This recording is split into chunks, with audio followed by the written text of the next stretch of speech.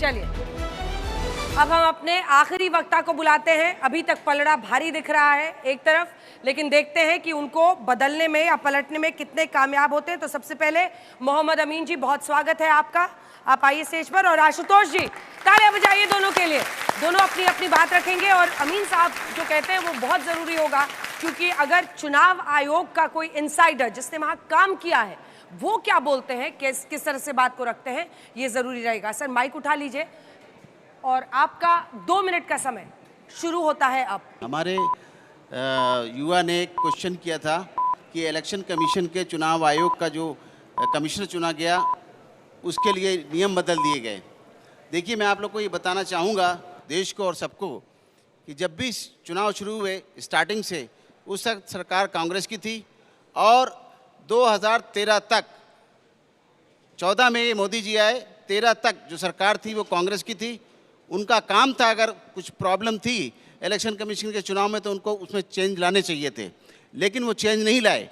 बल्कि जब एक हमारे चुनाव आयोग यहाँ पर जल्दी में चुनाए गए तो उनकी फाइल चुनाव आयोग की कही गई कि गलत इनका चुनाव हुआ है। उनका चुनाव गलत नहीं था, उसको हमारे सुप्रीम कोर्ट ऑफ इंडिया ने देखा, सारी पत्रावलियाँ गई, फाइलें गई, लेकिन वो चुनाव बिल्कुल सही था। लेकिन सिर्फ उनकी ये बात थी कि जल्दी हुआ है और इस बात को उनको करना चाहिए था। इस मामले में आप ये देखेंगे कि चुनाव आयोग का जो सिलेक्शन था बिल्कुल सही था, भारत सरकार का चुनाव भी सही था, लेकिन इसमें उनकी गलती नहीं थी।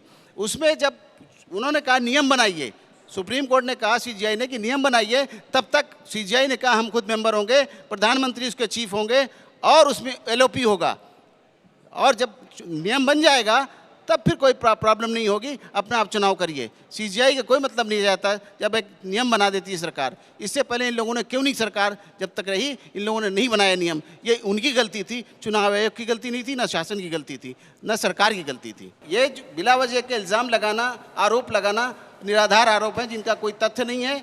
अगर करना था तो आज़ादी के बाद पहली बार इस सरकार ने नियम और कायदे कानून बदल के सही तरीके से किया है, जिसको कि आप सबके सामने है। ठीक है, चलिए, जबरदस्त बोला आपने, और आप इनसाइडर थे तो आपका पॉइंट ऑफ व्यू भी इंटरेस्टिंग था। आशुतोष जी, आपका 2 मिनट का समय शुरू होता है अब। नमस्कार दोस्तों, देखिए एक चीज हम सबको समझनी चाहिए कि अगर आप सवाल नहीं पूछते हैं तो आप तानाशाही के लिए देश को आमंत्रित करते हैं। ये जो सवाल है कि आप चुनाव आयोग की निष्पक्षता पे सवाल नहीं खड़े कर सकते, आप सुप्रीम कोर्ट की निष्पक्षता पे सवाल नहीं खड़े कर सकते, ये सवाल अपने आप में ही देश को डिक्टेटरशिप की तरफ ढकेलने की एक साजिश है, एक कोशिश है, और इसको हम सबको समझना चाहिए। जहां तक चुनाव आयोग की बात है, मुझे लगता है कि चुनाव आयोग पिछले कई सालों के बीच में एक ऐसा चुनाव आयोग है जो निष्पक्ष नहीं बल्कि सरकार का और भारतीय जनता पार्टी का एक एक्सटेंशन काउंटर बन गया। और क्यों बन गया है?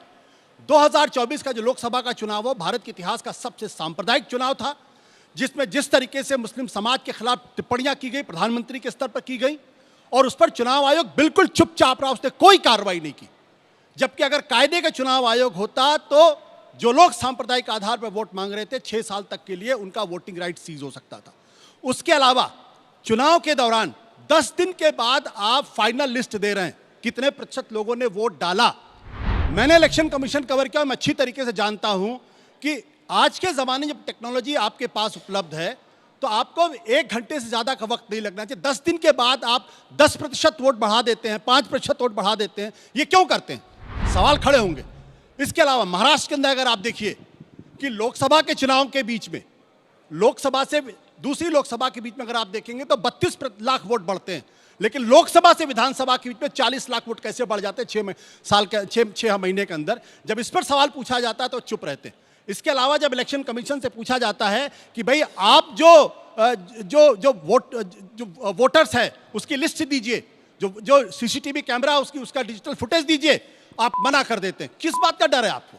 और अगर विपक्ष आपसे सवाल नहीं पूछेगा, अगर सवाल खड़ा करता है तो आपको उसका जवाब देना चाहिए। आप नहीं जवाब देते, इसकी निष्पक्षता पर सवाल खड़े होंगे। और समय समाप्त हुआ। तालियां आप दोनों से। अगर जजेस कोई सवाल पूछना चाहते हैं छोटा छोटा, जिसके बाद में रिबटल राउंड के लिए अमीन साहब से मेरा सवाल है, क्योंकि चुनाव आयोग से जुड़े रहे हैं आप।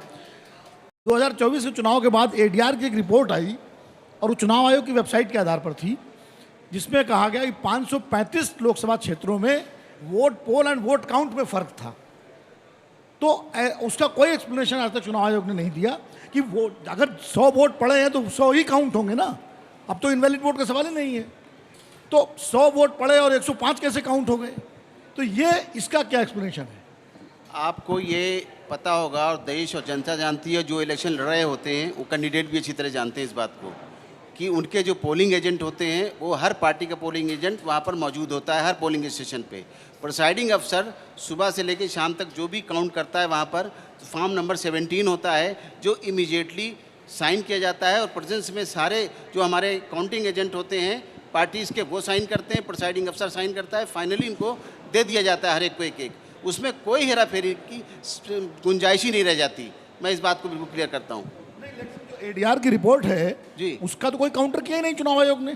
नहीं तो क्या जवाब देगा जब हम ऑलरेडी तो आपकी वेबसाइट पे है वो आंकड़े। इसके लिए बड़े बड़े चुनाव लोगों ने आयोग की कहा वेबसाइट पे है, vote poll and supreme vote court तक काउंट। नहीं जवाब देने गई, ये सुप्रीम कोर्ट तक बात गई। लेकिन जब हम फॉर्म नंबर 17 दे रहे हैं कि इतने वोटर थे, इन वोटरों ने इतने ने डाला, मेल ने डाला, एक फीमेल ने डाला, इतने वोट हुए और इतने ब्लैंक रह गए, नहीं डाला वोट। जब सब कुछ दिया जा रहा है तो फिर फायदा क्या है कि अलग से ये डाटा हमारा जाता है इलेक्शन कमीशन में, वो टाइमली बाद में रिलीज होता है। ठीक है Sanjay ji.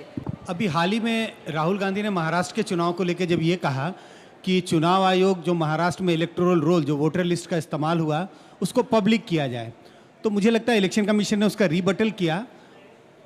Electoral roll public तो नहीं किया गया, लेकिन हाल ही में उन्होंने कहा हमने राहुल गांधी को चिट्ठी लिखी और कहा था कि आप आके हमसे बात करें। मुझे लगता है कि क्या ऐसी वजह है कि अगर वो इलेक्टोरल रोल तो मौजूद होनी चाहिए जिसके आधार पर आपने चुनाव कराया, आपने हमसे मांगा और हम कल इसे हाजिर कर दें, 2 दिन में पेश कर दें, तो क्या वजह रही होगी जो 10 दिनों तक ये दिखाया नहीं जा रहा, पब्लिक में नहीं है, बल्कि जवाब ये आता है कि हमने आपको बुलाया था मिलने के लिए और आप आए नहीं।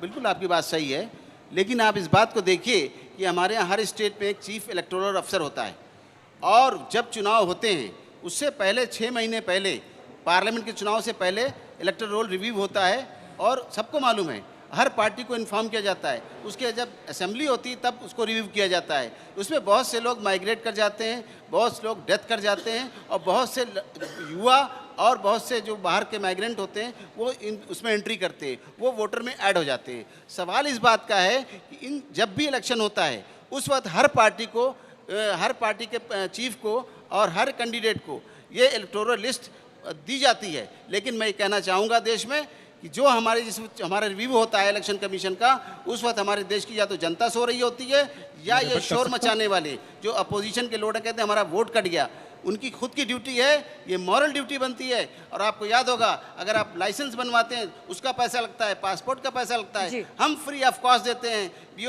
BLO हमारा बूथ लेवल ऑफिसर घर घर जाता है, पर्ची भी दे के आता है, वोटर आई कार्ड बना के आता है, और फॉर्म भरने की भी ड्यूटी उसकी। अगर आप फिर भी नहीं बनवाते तो ये आपका दुर्भाग्य है। मैं इसका रबट करना चाहूंगा। देखिए सर रुक जाइए एक सेकंड, वो सवाल पूछ ले एक आखिरी। एक इलेक्शन उन्हीं के कमीशन लिए में सारे काम सवाल कर चुके इतने वरिष्ठ व्यक्ति हमारे सामने हैं, तो मैं भी अपने आप को रोक नहीं पा रहा हूँ। बार बार महाराष्ट्र वाला ये मुद्दा उठता है जब से रिजल्ट आया है तब से, कि वहाँ पे सडनली वृद्धि हो गई थी वोटरों की संख्या में। मुझे बहुत स्पष्ट समझ नहीं आया जो एक्सप्लेनेशन इधर उधर से आया है, आपका क्या आकलन है उसका? देखिए जब रिव्यू हुआ वहाँ पर वोटर लिस्ट का, तो वोटर लिस्ट रिव्यू के बाद पब्लिश हुई। पब्लिश होने के बाद 89 ऑब्जेक्शंस आए। हमेशा चुनाव आयोग एक्सपेक्ट करता है कि हमने जो लिस्ट बनाई है, छापी है, उससे पहले हर एक पार्टी को इन्फॉर्म किया जाता है, बताया जाता है जिला निर्वाचन अधिकारी के द्वारा, और BLOs उसको अमेंड करते हैं। लेकिन जब फाइनल हो जाता है और चुनाव जब सर पे आ जाता है तो फिर कोई चेंजेस नहीं होते। जहाँ तक सवाल आप इस बात को पूछ रहे हैं कि कैसा गैप आया जिसके लिए राहुल गांधी उठा रहे हैं देश के अंदर, मैं ये बताना चाहूँगा कि कल हाई कोर्ट ने भी उस बात को सुना और रिजेक्ट कर दिया है, और उन पर फाइन भी लगाने की कोशिश की गई है, लेकिन छोड़ दिया हाई कोर्ट ने। महाराष्ट्र की बात बता रहा हूँ, 6 महीने में अगर वोट बढ़ गए, हर बार रिव्यू होती है, पहले पार्लियामेंट का हुआ तो उसमें हुआ, और जब असेंबली की बनी और रिव्यू होता है। अगर रिव्यू में ज़्यादा वोटर बढ़ गए हैं तो इसमें क्या गलती है आप बताइए? इसी तब कोई नहीं आती पार्टी, ना कोई नेता आता है, कभी कोई नहीं आता। लेकिन हाँ, मैं इस बात को कहूँगा बड़ी फख्र के साथ में कि इलेक्शन कमीशन एक ऐसी संवैधानिक संस्था है जो निष्पक्ष रूप से काम करती है, लेकिन दुर्भाग्य ये है हमारे देश के नेताओं का कि कभी उसकी सराहना नहीं करते सिवाय बुराई करने के अलावा। चलिए एक रिबटल आप दे लीजिए, फिर बाकी दोनों जो टीम लीडर्स हैं वो। देखिए, मुझे तो ये उम्मीद थी कि शायद ये जवाब आएगा कि जब जितने वोट पोल हुए उतने ही काउंट होने चाहिए। इसका कोई लॉजिकल एक्सप्लेनेशन ही नहीं है भाई। 10 लोगों ने वोट डाला, काउंट तो 10 ही होगा ना, या 12 हो जाएगा? अगर 12 होता है इसका मतलब कुछ तो गड़बड़ है। इसका जवाब अगर हमारे साथी देते तो बहुत अच्छा रहता। क्यों ऐसा हो रहा? दूसरी बात, पहले फेज के पोलिंग के बाद 10 दिन के बाद उन्होंने कहा कि ये प्रोविजनल लिस्ट है, अब ये फाइनल लिस्ट आ गई, इसमें 6% की वृद्धि हो गई। उसका कोई लॉजिकल एक्सप्लेनेशन नहीं हुआ। जब टीएन सेशन मुख्य चुनाव आयुक्त थे, मैंने कवर किया था और मुझे अच्छी तरीके से मालूम है, जबकि बैलेट पेपर होता था, शाम को 5 बजे press conference deputy election commissioner करते थे। वो एक प्रोविजनल फिगर बताते 55% हुआ, और फिर वो कहते थे कल सुबह 10 बजे तक हम आपको फाइनल फिगर दे देंगे। और वो फाइनल फिगर देखते थे, उसमें 1 या 2% की वृद्धि होती, तो कभी कभी नहीं भी होती थी। ठीक। तो जब टेक्नोलॉजी इतनी एडवांस नहीं थी, तब तो 1% की वृद्धि, 6% 10 दिन के बाद। दूसरी बात ये भी महत्वपूर्ण बात, भी सवाल ये कि जब महाराष्ट्र के अंदर 32 लाख वोट आपके 5 साल में बढ़ते हैं, तो 6 महीने के अंदर 40 लाख कैसे बढ़ गए? अब इसका जवाब, कोई जवाब नहीं दिया गया। इस बात क्यों नहीं दिया गया भाई? सच्चाई इसी बात को लेकर यह है कि इलेक्शन कमीशन आज की तारीख में सिर्फ और सिर्फ सरकार का पिट्ठू हो गया है। 9 राजनीतिक पार्टियां इलेक्शन कमीशन से पूछती हैं कि मुझे अपना पक्ष रखना है, आपसे बात करनी है, और इलेक्शन कमीशन के पास उसका पक्ष रखने के लिए, इन्विटेशन देने के लिए वक्त नहीं होता। इससे ज्यादा और क्या आपको चाहिए? साथ ही साथ जब हम सीसीटीवी कैमरे अगर मांग रहे हैं, तो क्या गड़बड़ है उसमें? अगर कुछ गलती नहीं है तो डिवाइड करिए सीसीटीवी कैमरा, कितने लोग आए, कितने लोग नहीं गए। आप क्यों नहीं देना चाहते? इसका मतलब यह कि कहीं ना कहीं कुछ गड़बड़ है। ठीक है, अब आप दोनों अपनी अपनी जगह पर बैठ सकते हैं।